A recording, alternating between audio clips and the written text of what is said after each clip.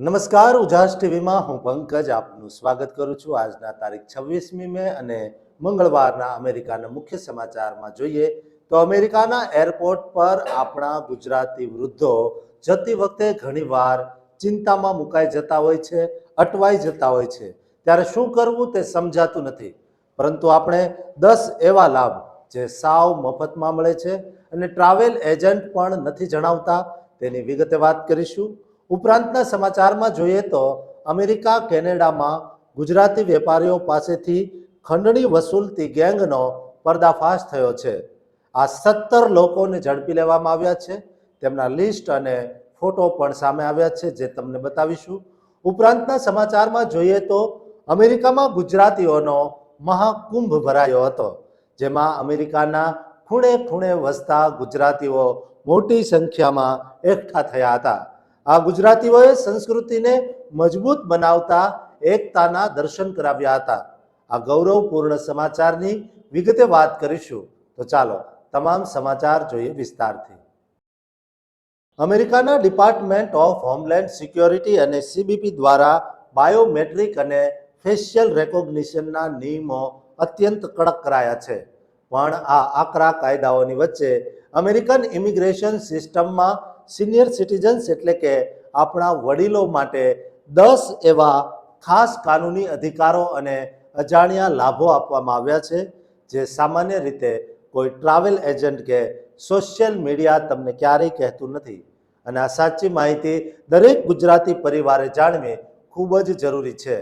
આમાં પહેલો અને સૌથી મોટો લાભ એ છે કે જો બાયોમેટ્રિક તપાસ દરમિયાન વધતી ઉંમર અથવા કોઈ મેડિકલ કન્ડિશનના કારણે વડીલોના ચહેરાના હાવભાવ કે ફિંગરપ્રિન્ટ સ્પષ્ટ ન આવતા હોય તો કાયદા અનુસાર તેમને સ્થળ પર જ મેડિકલ એક્ઝમ્પશન એટલે કે શારીરિક અસમર્થતાના આધારે આ પ્રક્રિયામાંથી એરપોર્ટ પર સત્તાવાર મુક્તિ મેળવવાનો કાનૂની અધિકાર છે। એરપોર્ટ પર બીજો મહત્વનો લાભ એ છે જો એરપોર્ટ પર ઇમિગ્રેશન ઓફિસર વડીલોને સેકન્ડરી ઇન્સ્પેક્શન એટલે કે અલગ રૂમમાં પૂછપરછ માટે લઈ જાય તો વડીલો પોતાની વધતી ઉંમર અને સ્વાસ્થ્યના આધારે તે રૂમમાં તાત્કાલિક તબીબી વિરામ અથવા આરામ કરવાની માંગણી ઓફિસર પાસે કાયદેસર રીતે કરી શકે છે, જેને ઓફિસર પણ નકારી શકતા નથી।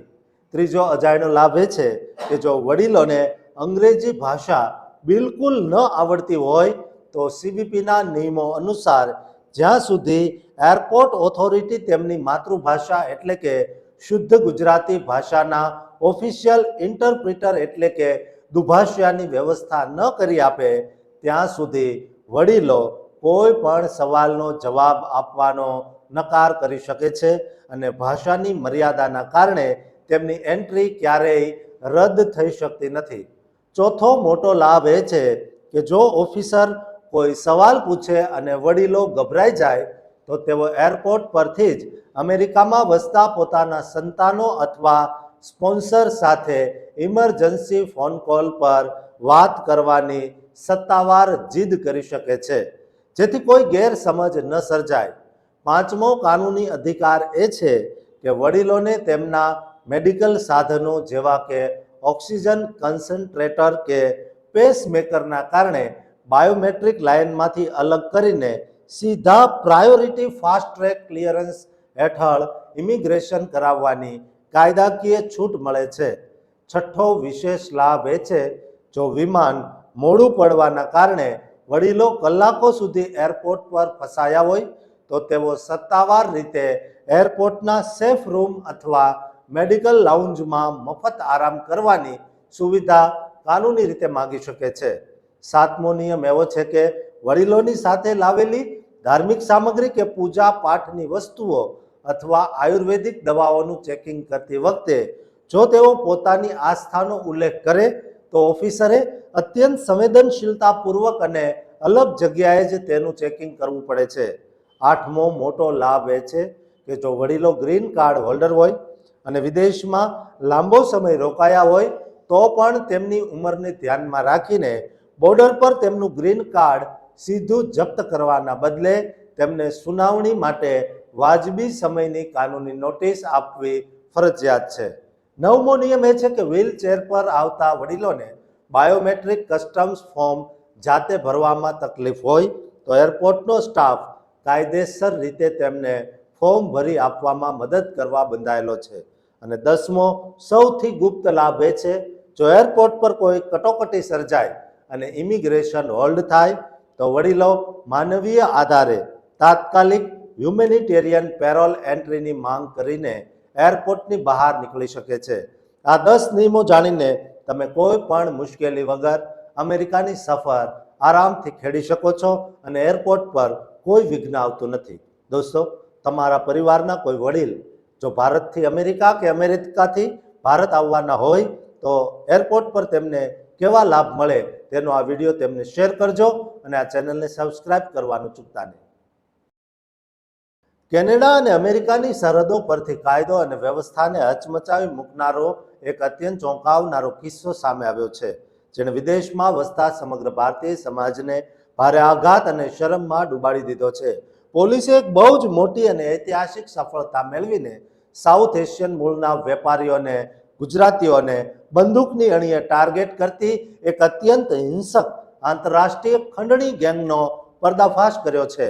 કેનેડાના પીલ રિજનલ પોલીસ વિભાગ દ્વારા સત્તાવાર રીતે જણાવાયું છે કે તેમણે ફોર બ્રધર્સ નામની અત્યંત ખતરનાક ક્રિમિનલ ગેંગ સાથે સીધી રીતે જોડાયેલા 17 શખ્સોની ધરપકડ કરી લીધી છે અને તેમની સામે અનેક ગંભીર કલમો હેઠળ ગુના નોંધાયા છે.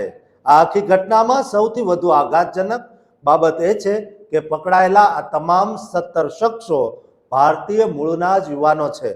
પોલીસ ઇન્વેસ્ટિગેશનના અહેવાલો મુજબ આ શાતીર ગેંગ મુખ્યત્વે કેનેડા અને અમેરિકામાં વસતા સાઉથ એશિયન ગુજરાતીઓ, ખાસ કરીને પંજાબીઓ અને ગુજરાતી વેપારીઓને મોટી સંખ્યામાં તથા પ્રખ્યાત રેસ્ટોરન્ટના માલિકો, મોટી હોટલો મોટેલોના માલિકો, મોટી ટ્રકિંગ કંપનીઓના સંચાલકોને ફોન પર જાનથી મારી નાખવાની ધમકીઓ આપીને મોટી રકમની ખંડણી માંગતી હતી.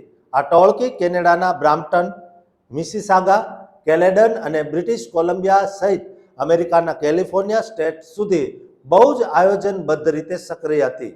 આ હાઈ પ્રોફાઇલ મામલે સત્તાવાર તપાસ ડિસેમ્બર 2025માં શરૂ થઈ હતી, જ્યારે ઘણા હિંમતવાન વેપારીઓએ આ ગેંગને ખંડણી આપવાનો સ્પષ્ટ ઇનકાર કરી દીધો હતો અને ત્યારબાદ તેમના પર જીવલેણ હુમલાઓ વધી ગયા હતા.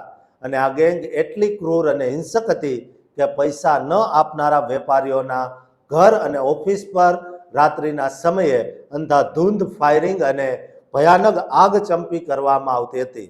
પોલીસના સત્તાવાર રેકોર્ડ મુજબ આ ટોળકી કુલ 24 હિંસક ગુનાહિત ઘટનાઓમાં સીધી રીતે સામેલ હતી, જેમાંથી 16 ઘટનાઓ તો એકલી આ ફોર બ્રધર્સ ગેંગ દ્વારા જ આચરવામાં આવી હતી, જેમાં અલગ અલગ હુમલાઓ અને ધમકીઓ દરમિયાન આશરે 324 રાઉન્ડ જેટલો ભયાનક ગોળીબાર કરવામાં આવ્યો હતો.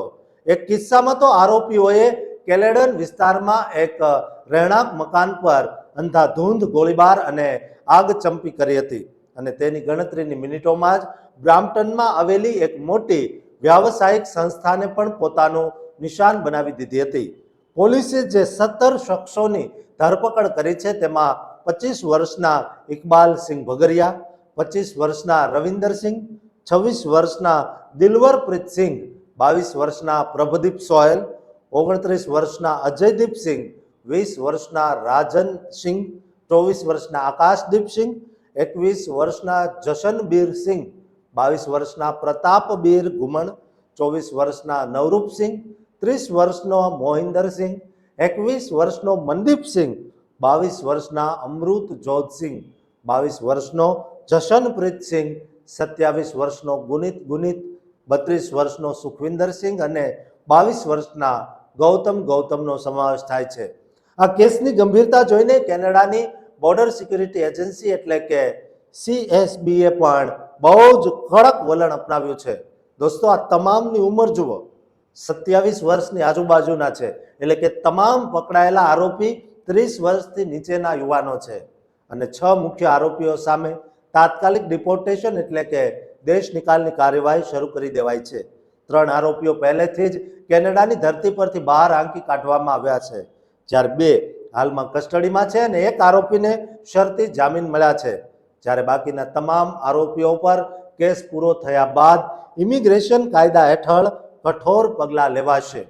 પીલ રિજનલ પોલીસના ચીફ નિશાન દુર-ઈ-અપ્પાએ જણાવ્યું હતું કે ખંડણીખોરીનું આ નેટવર્ક આંતરરાષ્ટ્રીય સ્તરે જોડાયેલું છે, જેને તોડવા માટે સરહદ પારની એજન્સીઓ વચ્ચે મજબૂત સહયોગ જરૂરી છે.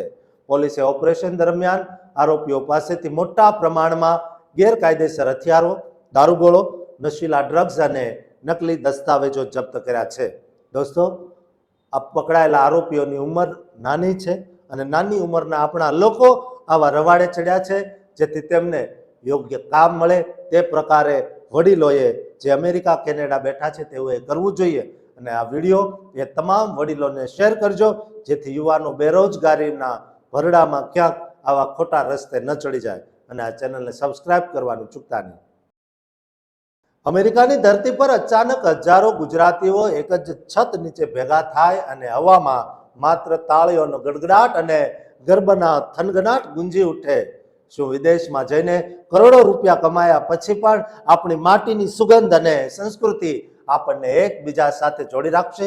ઓર્લેન્ડોના આ ભવ્ય અને ઐતિહાસિક મહાસંમેલન પાછળનું અદ્ભુત સસ્પેન્સ અને પ્રવૃત્તિઓનું આખું આયોજન જાણીને તમે ચોક્કસ ગર્વથી સ્તબ્ધ થઈ જશો, જે આપણી ગુજરાતી એકતાની તાકાત બતાવે છે. અત્યારે અમેરિકાની ધરતી પરથી દરેક ગુજરાતીનું કાળજું હરખાઈ જાય તેવા બહુ જ મોટા અને ગૌરવશાળી સમાચાર સામે આવ્યા છે, જેણે સમગ્ર વિશ્વમાં વસતા ગુજરાતીઓમાં દેશભક્તિ અને સંસ્કૃતિનો નવો કરંટ દોડાવી દીધો છે. અમેરિકાના ફ્લોરિડા રાજ્યમાં આવેલા પ્રખ્યાત ઓર્લેન્ડો શહેરમાં એક બહુ જ મોટું અને ઐતિહાસિક યુનાઇટેડ ગુજરાતી કન્વેન્શન 2026નું ભવ્ય આયોજન કરવામાં આવ્યું હતું. આ અદ્ભુત અને વિશાળ મહાસંમેલનનું આયોજન federation of Gujarati associations of USA એટલે કે ફોગાસે યુએસએ દ્વારા બહુ જ મોટા પાયે કરવામાં આવ્યું. આ ભવ્ય કાર્યક્રમ માટે ઓર્લેન્ડોની પ્રખ્યાત હોટલ રેનેસન્સ ઓર્લેન્ડો એટ સી વર્લ્ડની પસંદગી કરવામાં આવી. આ આખું સંમેલન 22મી મે થી શરૂ થઈને 25મી મે 2026 સુધી એટલે કે પ્રખ્યાત મેમોરિયલ ડે વીકેન્ડ દરમિયાન યોજવામાં આવ્યું. દોસ્તો, તમને જણાવી દઈએ કે અમેરિકાના ઇતિહાસમાં આ બીજી વખતનું યુનાઇટેડ ગુજરાતી કન્વેન્શન છે, કારણ કે આ પહેલા આવું જ પ્રથમ સફળ સંમેલન વર્ષ 2024માં ટેક્સાસના ડલાસ શહેરમાં યોજાયું હતું. આ ભવ્ય કન્વેન્શનનો મુખ્ય ઉદ્દેશ્ય અમેરિકામાં વસતા તમામ ગુજરાતીઓને એક જ મંચ પર લાવીને વન યુનાઇટેડ વોઇસ એટલે કે ગુજરાતીઓનો એક મજબૂત અવાજ બનાવવાનો છે. આ ઉપરાંત આપણો ભવ્ય સાંસ્કૃતિક વારસો જાળવવો, વિદેશમાં બિઝનેસ નેટવર્કિંગ વધારવું, નવી પેઢીનો યુવા વિકાસ કરવો અને સમગ્ર સમાજની એકતાને મજબૂત કરવાનો છે. આ કાર્યક્રમ એટલો મોટો છે કે તેમાં સમગ્ર અમેરિકાભરમાંથી હજારો ગુજરાતીઓ અને 100થી વધુ અગ્રણી ગુજરાતી એસોસિએશનના વરિષ્ઠ પ્રતિનિધિઓ સામેલ થયા છે. કન્વેન્શનમાં પ્રવેશ માટે ફૂલ ઇવેન્ટ પાસની કિંમત $200 રાખવામાં આવી હતી, જે પ્રથમ 2000 લોકો માટે અર્લી બર્ડ ઓફર હતી, જ્યારે સિંગલ ડે પાસની કિંમત $100 રખાઈ હતી, જે સંપૂર્ણપણે નોન રિફંડેબલ હતી.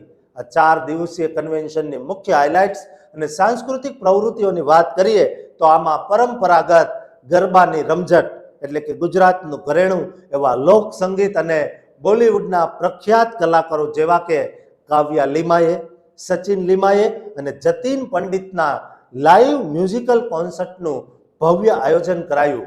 આ સિવાય રંગારંગ ફેશન શો અને જાણીતા કવિ રહીશ મણિયાર દ્વારા સ્ટેન્ડઅપ કોમેડી સાથે ગુજરાતી જલસાનું સનસનાટીભર્યું આયોજન કરવામાં આવ્યું.